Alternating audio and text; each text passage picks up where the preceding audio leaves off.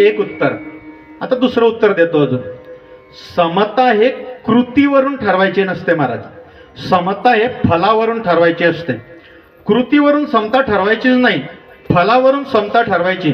मी उदाहरण सांगतो. आपल्या गावातले ब्राह्मण देवता आहेत. ब्राह्मण बाबा हे काय काम करतात? रोज पूजा करतात, रोज अर्चना करतात, रोज त्रिकाल संध्या करतात, यज्ञ करतात. यांना फलित काय आहे?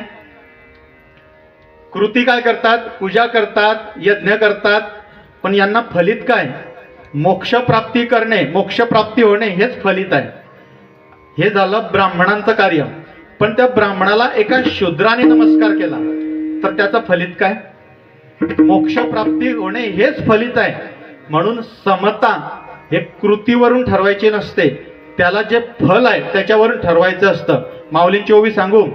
द्विजा षटकर्मे करी आणि शूद्र तया ते नमस्कारी, दोही सही स्वभावरी निपजे यागू. द्विजा म्हणजे ब्राह्मण देवता षटकर्मे करतात, ते त्यांची कृती वेगळी.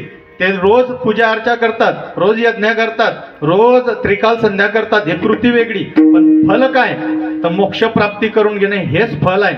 तसं आपण जर ब्राह्मणांना नमस्कार केला, एखाद्या शूद्राने नमस्कार केला, कृती वेगळी आहे. हे करतात पूजा, ते करतात नमस्कार, परंतु दोघांना फलित काय आहे? तर मोक्ष प्राप्ती करणे.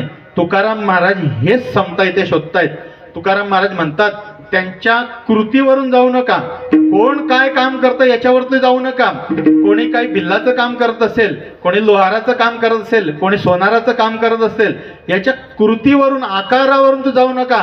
परंतु हे यांची जे त्यांच्यामध्ये जो परब्रह्म परमात्मा भरलेला आहे याच्यामध्ये समता शोधा. पुरुष आणि स्त्री यांचं शरीर वेगळं आहे, भिन्न आहे, माहिती आहे. परंतु पुरुषाचं भिन्न शरीर आणि स्त्रीचं भिन्न शरीर याच्या कृतीवरून ते जायचं नाही. त्याला त्यांच्या पोटी असणारं जे अपत्य आहे यांचं संगोपनाची जबाबदारी जसं त्या पुरुषावरती आहे तसं स्त्रीवरती पण आहे. इथे समता शोधली पाहिजे. जर पुरुष त्याला शाळेत घेऊन जात असेल तर स्त्रीने शाळेतून आणलं पाहिजे. जर पुरुषाने मराठी, इंग्लिश, हिंदी घेतले तर स्त्रीने सायन्सचे विषय त्याचे घेतले पाहिजे. पुरुषाने त्याला व्यवहार शिकवायला पाहिजे, तसं स्त्रीने त्याला अध्यात्म, त्याला हरिपाठ शिकवला पाहिजे. समता इथे शोधायची आहे. कृतीवरून ठरवायची नाही, ते त्याच्या फलावरून ठरवायची असतात. ब्राह्मणांचं कर्म वेगळं आहे, त्यांची कृती वेगळी आहे. शूद्रांचं कर्म वेगळं आहे. बाकीचा विषय संवेदनशील आहे, तिकडे जायचंच नाही. पण दोघांची कृती वेगळी आहे. परंतु त्यांना फल जर फक्त मोक्ष मिळत असेल तर कृतीवरून ठरवायची नाही, त्याच्या फलावरून ठरवायची. तसं हे सगळं विषम जग आहे, याच्या कृतीवरून ते एकत्र आहे असं ठरवायचं नाही. हे सगळं परब्रह्माचं स्वरूप आहे हे बघणे म्हणजे अवघे साम्य. विठ्ठला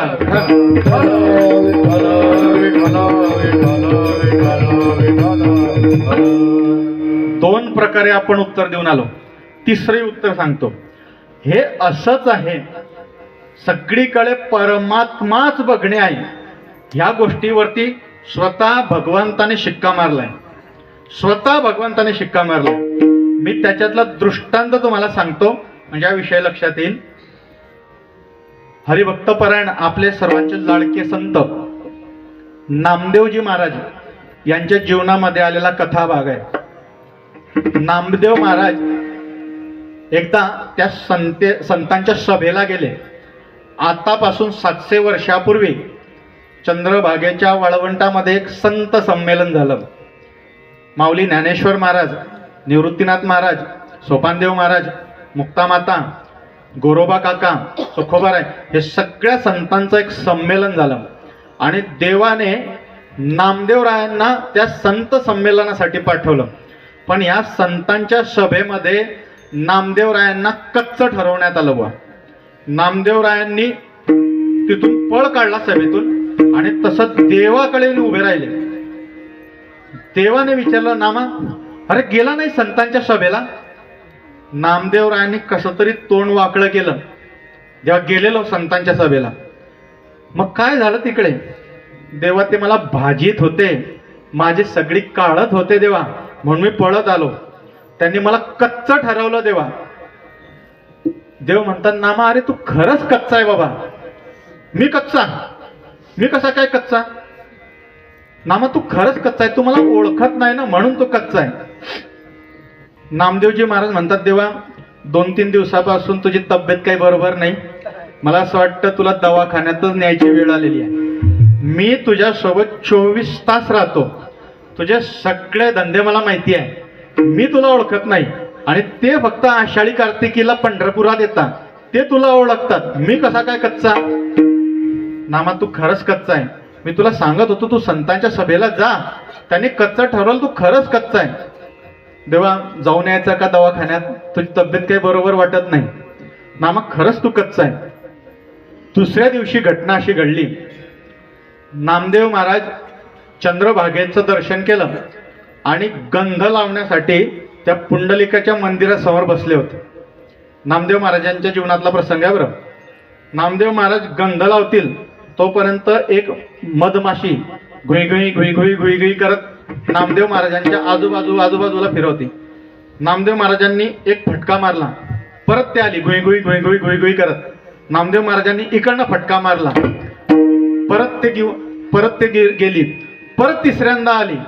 नामदेव महाराजांना राग झाला, वा मी इतक्यात हाकलतोय, मी तर गंध गोळी करतोय, ही येतेच कशी काय परत? एक फटका मारला, जोरात पडली तिकडे ते मधमाशी. नामदेव महाराजांनी गंध गोळी केली आणि पांडुरंगाच्या दर्शनासाठी आले.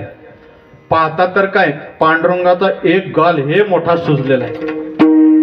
देवा गाल कसा काय सुजला? नामा कोणतरी मारलं रे मला. देवा तुम्हाला कोण मारणार? मला नाव सांगा त्याचं. नामा मला कोणतरी मारलं म्हणून तो गाल सुजलाय. नामा देवा तुम्हाला कोण मारणार? पण नामा तूच मारला मला.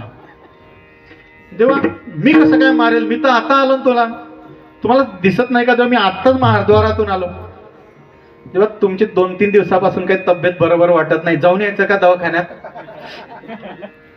नामा काय सांगू तुला, तूच मारलं मला. एखाद्या त्या रेषा शास्त्रज्ञांना बोलव, माझ्या गालावरती ज्या रेषा आलेल्या असतील तुझ्या हातावरच्या रेषा या मॅच करून बघ, तुला लक्षात येईल तूच मारलाय मला. मी कसा काय मारेल देवा? अरे मी आत्ता तर आलो अजून, आणि आत्ता तुम्ही म्हणतात मी कसं काय मी मारलं? नामा सकाळी लक्षात घे, तू गंध लावत होता का नाही? हो. मग तेव्हा एक मधमाशी घुई घुई घुई करत आली, मग ते मीच होतो ना. तुम्ही कसं काय असणार देवा? अरे मीच होतो. तू मला एक फटका मारला, दुसरा फटका मारला, तिसरा फटका जोरात मारला, माझ्या गालावर लागला ना नामा, तूच मारला मला. मी तेच सांगतो तू कच्चा आहे नामा, तू अजून मला ओळखत नाही रे. मी सांगितलं तू संतांच्या सभेला गेला पाहिजे होता, तू तिकडनं पळत आला. तू कच्चा आहे, तू मला अजून ओळखत नाही. अजून एक घटना घडली, ते विष्णुपद आहे तिकडे पंढरपुरात. विष्णुपदाच्या तिकडे ते झाड आहेत, बाजूला खूप झाड आहेत. एका झाडाखाली नामदेव महाराज भजन करत बसले होते आणि दुसऱ्या झाडाच्या खाली एक वैदाचं कुटुंब उतरलं. ते फिरणारे कुटुंब, त्यांनी सगळं सामान उतरवलं त्या बैलगाडीतून. सगळे भांडे कुंडे, अड्डा पोरं, त्या कोंबड्या, ते सगळं त्यांनी उतरवलं. आणि त्या वैदाला भूक लागली असणार, त्याने त्याच्या बायकोला सांगितलंय, बघ हंडी ठेवता, मला नॉनव्हेज खायचं आहे, आत्ताच्या आत्ता हंडी पकली पाहिजे. त्या बाईने लगेच त्या काटक्या जमा केल्या, 3 दगड जमा केले, मोठं भांडं ठेवलं आणि त्याच्यातली एक कोंबडी उचलली आणि तिची मान आणि त्या हंडीमध्ये टाकली. त्या वैदाने जोरात बोलला, अरे हे पूर्ण होणार नाही, अजून कोणतरी आहे का बघ. आता इथे कोण भेटणार? त्या बाईला लक्षात आलं, एका झाडाखाली एक पोरगा भजन करतोय. त्या बाईने असं बघितलं, नामदेव महाराजांना घाबरायला झालं. नामदेव महाराजांनी बघितलं होतं, या बाईने अगोदरच त्या कोंबडीची मुंडकी मुरडली आणि तिच्यात टाकली आहे. ते बाई जशी नामदेव महाराजांकडे यायला लागली, नामदेव महाराज पळत पळत पळत पळत धाबा टाकत टाकत देवाकडे आले. नामा काय झालं रे? देवा हंडी शिजत होती. असं मग तू कशाला पळत आला? जेव्हा त्या बाईने मुंडकी मुरगडली ना त्या कोंबडीची, टाकली ना त्याच्यामध्ये आणि माझ्याकडे बघत होती. नामा अरे तो मीच होता बाबा वैद. तेव्हा तू कसा काय असणार? तुझ्या गळ्यात तर तुळशी माळा आहे ना रे. मामा अरे असे किती तुळशी माळ घालणारे चिन्नावरला जाताना मी बघितले. किती वेळेस मी मी म्हणजे देव म्हणतोय बरं असं. आता तर तुळशी माळा घालतात आणि चिन्नावरला रस्त्याने जाताना खिशामध्ये. तुम्ही म्हणणार बुवा तुम्हाला कसं माहिती? आमचेच काहीतरी मित्र आहे असं. देवा तू तर तुळशी माळ घातली ना रे. मामा अरे तुम्हाला ओळखीत नाही मी तुला सांगतो. तू त्या झाडाखाली बसला होता का नाही? तू तिकडे त्या बाईने ते मुंडकी उडवली तेव्हा तू बघत होता का नाही? त्या बाईने काय काय भांडं ठेवलंय सगळं सांगितल्यानंतर नामदेव महाराजांच्या लक्षात आलं की खरंच आपण देवाला काही ओळखत नाही. देवा मग आता काय केलं पाहिजे? मग नामदेव महाराजांना ओंढ्या नागनाथला पाठवलं. खेचर स्वामींचं दर्शन घडवलं. खेचर स्वामींनी त्यांना दीक्षा दिली आणि तिकडनं परत आल्यानंतर हे सगळे लोक वाटतं परत तिकडे विष्णुपदालाच गेले. विष्णुपदाला गेल्यानंतर नामदेव महाराजांनी त्यांच्या खाण्याचा डबा जसा उघडला तसं एक कुत्रा आलं. नामदेव महाराजांच्या त्या डब्यातली पोळी घेऊन पळालं. नामदेव महाराजांनी त्यांना तेव्हा कुत्र समजले नाही हे लक्षात घ्या. नामदेव महाराज म्हणतात देवा नुसती साधी चपाती का घेऊन पडतोय? त्याच्या मागे हे माझ्या हातातलं तूप लाव. नामदेव महाराजांनी त्या कुत्र्याला देव समजले हे लक्षात घ्या. त्या कुत्र्यामध्ये देव समजले याच्यामध्ये समताय. सगळं त्या कुत्र्याला कुत्र समजले असते तर मग परमार्थ अजून पूर्णच झाला नव्हता ना. नामदेव महाराजांचा परमार्थ ते पक्के कधी झाले? त्या कुत्र्याला जेव्हा ते परब्रह्म देव समजले तेव्हा जर परमार्थ पूर्ण होतोय तर तुकाराम महाराज असंच म्हणताय की देवा माझा परमार्थ अजून पूर्ण नाही झाला कारण मी सगळ्यांना अजून समसमाने नाही बघितलं. याला सर्व भूत अवघी भूत साम्य आली असं म्हणतात. विठ्ठल विठ्ठल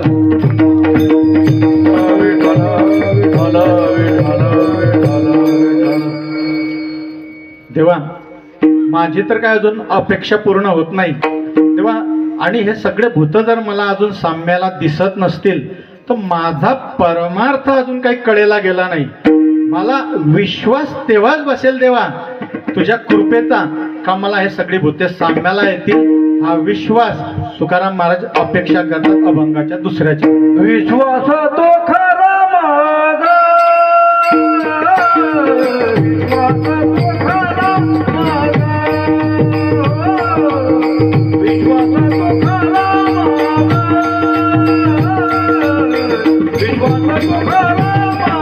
विश्वास तो खरा मागा, विश्वास तो खरा मागा, विश्वास तो खरा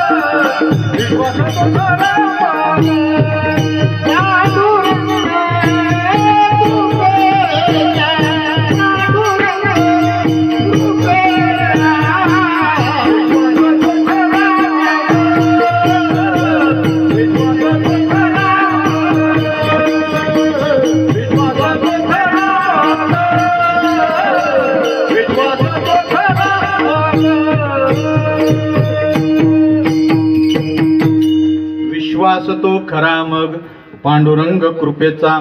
तुकाराम महाराजांचं असं म्हणणं आहे की हे सगळे भूत मला जरा सारखे दिसायला लागले तेव्हा मी विश्वास ठेवेल की माझ्यावरती तुझी खरी कृपा झाली.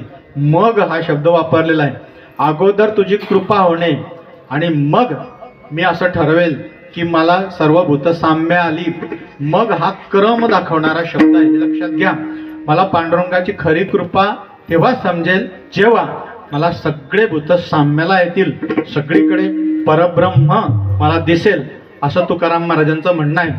हे जे पांडुरंगाची कृपा झाल्यानंतर कसं परब्रह्म स्वरूप दिसतं ह्याच्यासाठी भागवतामध्ये एक उदाहरण आलेलं आहे. मला जास्त वेळ घ्यायचा नाही, माझ्याकडे फक्त 5 मिनिटं आता शिल्लक आहेत, मी 5च मिनिटात आवरतो. तसं बघितलं तर हा काल्याचा प्रसंग आहे. बाबांच्या तोंडून तुम्ही आता विस्ताराने ऐकणार परंतु मी फक्त पांडुरंगाची कृपा झाल्यानंतर हे परमात्मा कसं दिसतं याच्यासाठी मी तुम्हाला एक उदाहरण सांगतो.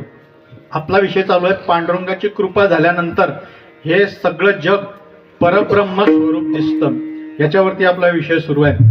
काल्याच्या प्रसंगामध्ये भगवान श्रीकृष्णाने जेव्हा काला केला, आदल्या दिवशी देवाने सांगितलं, हे बघा गोपाळांनो, उद्याच्या दिवशी आपल्याला काला करायचा आहे, म्हणून तुम्ही आता उद्या प्रत्येकाने वेगवेगळ्या भाज्या आणायच्या.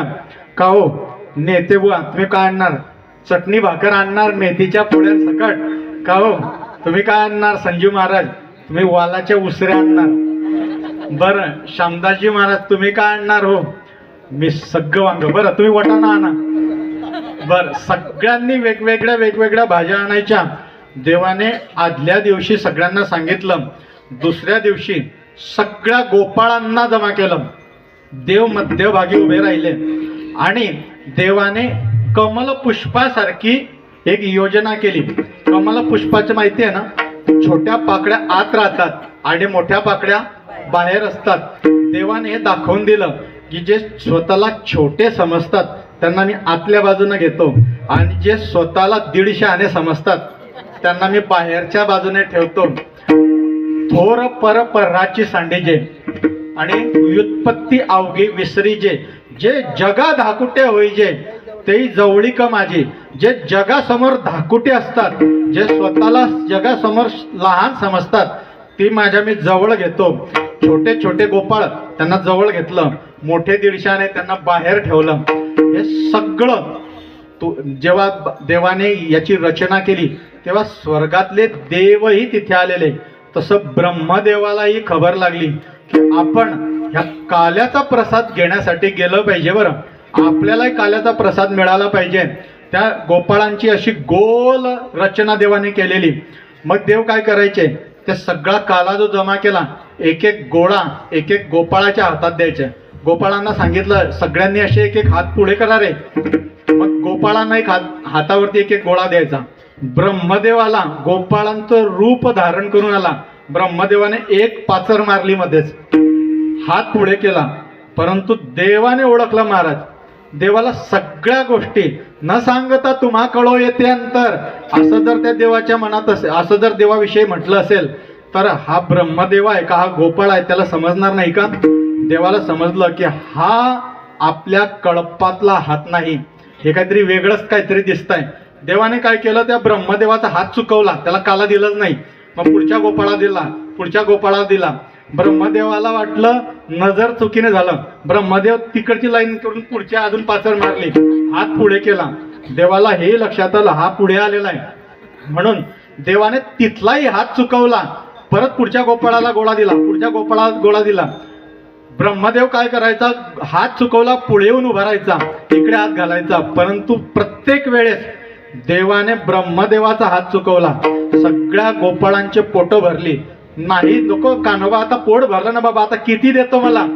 सगळे गोपाळ म्हणायला लागले. ब्रह्मदेवाला मात्र काला मिळाला नाही. आता ब्रह्मदेव हा काही सामान्य आहे का हो? ब्रह्मदेव हा जगाच्या उत्पत्तीचा कॅबिनेट मंत्री आहे. तो का आपल्या ग्रामपंचायत मध्ये निवडून आलेला सदस्य आहे का? जगात या उत्पत्तीचं खातं आहे त्याच्याकडे. त्याने विचार केला, मी सगळ्या जगाची उत्पत्ती करतो, मलाच कसा काला मिळत नाही, मी बघतो आता. यांनी काय केलं, सगळे गायी गोपाळ चोरून ब्रह्मलोकात घेऊन गेले.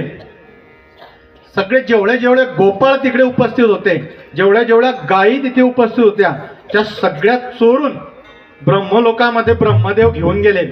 मग काय करायचं, त्याला असं वाटलं की 1-2 दिवसानंतर टी व्हीवरती ब्रेकिंग न्यूज येईल किंवा पेपरमध्ये बातमी येईल की गोपाळ हरवले, गायी हरवल्या. परंतु खाली येऊन बघतो, त्याने तिथेच अगोदर न्यूज बघितली असावी की अरे न्यूज तर काही आली नाही, पेपरमध्ये बातमी तर काही अजून आली नाही, काहीतरी गडबड आहे. खाली येऊन बघतो तर तेच गोपाळ तिथेच काला करतायत, त्याच गायी तिथे चरतायत. सगळं मी चोरून घेऊन गेलो होतो. परंतु ह्या सगळ्या आल्या तरी कशा काय? ह्या सगळ्यांचं रूप भगवान श्रीकृष्णाने त्याच गायीचं रूप घेतलं, त्याच गोपाळांचं रूप घेतलं आणि सगळं काही ऑल वेल, सगळं काही पूर्ववत आहे. त्याच्यामध्ये कोणतीच गायी चोरीला गेली नाही, कोणताच गोपाळ चोरीला गेला नाही असं भासत होतं. ब्रह्मदेव खाली येऊन बघितलं, हाच तो गोपाळ आहे की याने लाल टी शर्ट घातलेला आहे आज. आणि मग वरती जाऊन बघता तर हाच तो गोपाळ आहे. असं कसं काय होईल? मग त्याने काय केलं, एक व्हिडिओ कॅसेट बनवली, ह्या गोपाळांची व्हिडिओ कॅसेट बनवली. वरती जाऊन बघतो तर तेच गोपाळ इकडे दिसताय, हेच गोपाळ खाली कसे काय आणि हेच गोपाळ वरती कसे काय? त्याच्या लक्षात आलं, आपल्या बापाने आपल्याला किमया केली आणि आपल्याला काला वाटू दिला नाही. माझा जो अहंकार आहे हो घालवण्यासाठी हे सगळी लीला भगवान श्रीकृष्णाने रचलेली आहे असं जेव्हा त्याच्या लक्षात आलं, तेव्हा मात्र ब्रह्मदेव देवाला शरण आले. आता पुढचा महत्वाचा टप्पा आहे. जेव्हा ब्रह्मदेव देवाला शरण आले महाराज, तेव्हा देवाने ब्रह्मदेवावरती कृपा केली आणि कृपा केल्यानंतर ह्या ब्रह्मदेवाला संबंध जे गायी होत्या तिकड्या, संबंध जे गोपाळ होते, झाडे झुडपं जसं होतं हे सगळं कृष्णामय दिसायला लागलं, हे सगळं परब्रह्म दिसायला लागलं.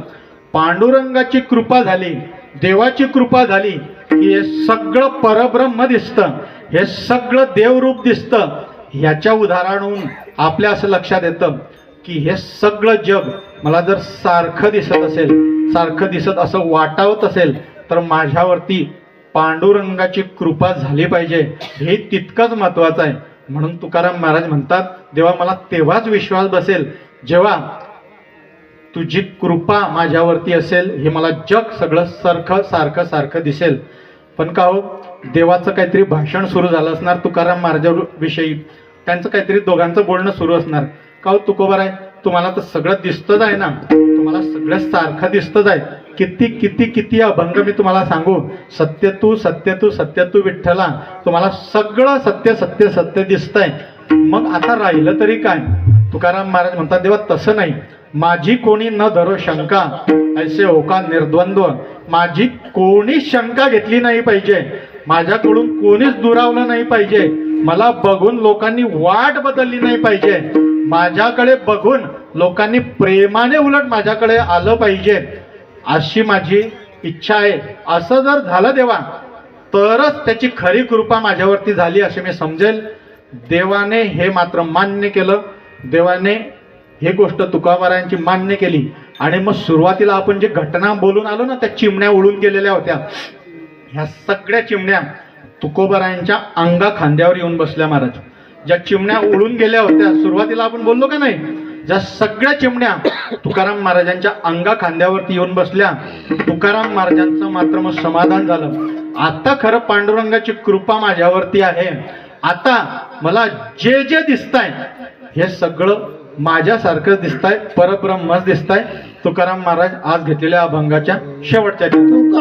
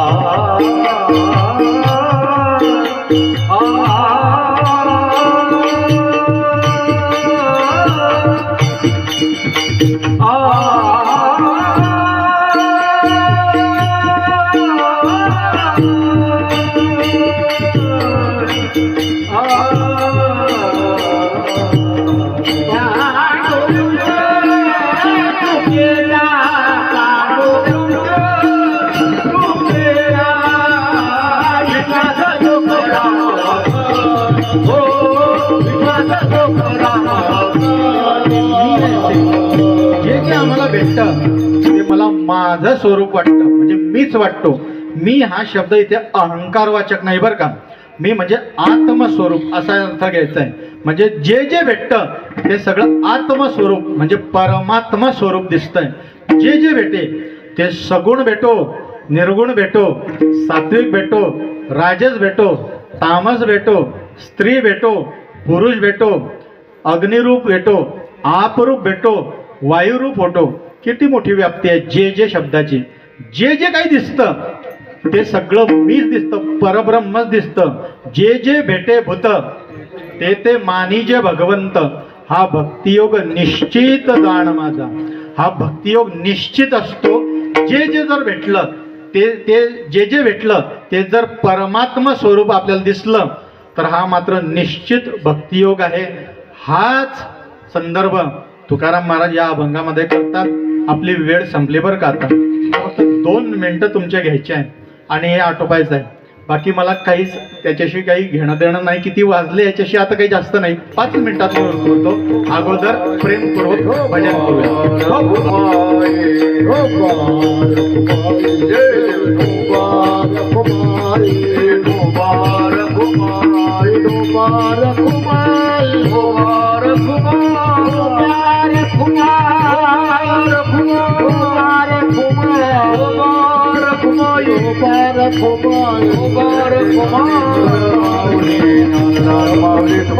ज्ञानेश्वर माऊली ज्ञानेश्वर ज्ञानेश्वर माऊली ज्ञानराज माऊली ज्ञानेश्वर ज्ञानेश्वर ज्ञानेश्वर माऊली ज्ञानराज माऊली माऊली ज्ञानेश्वर माऊली ज्ञानराज माऊली.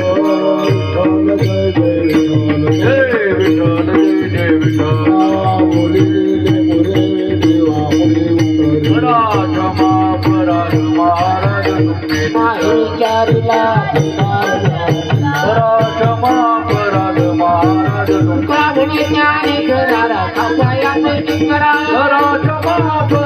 महाराज तुम्ही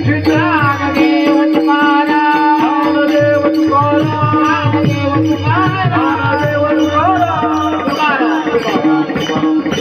कलियुग दारुण विठ्ठल श्री ज्ञानदेव तुकाराम. परिवार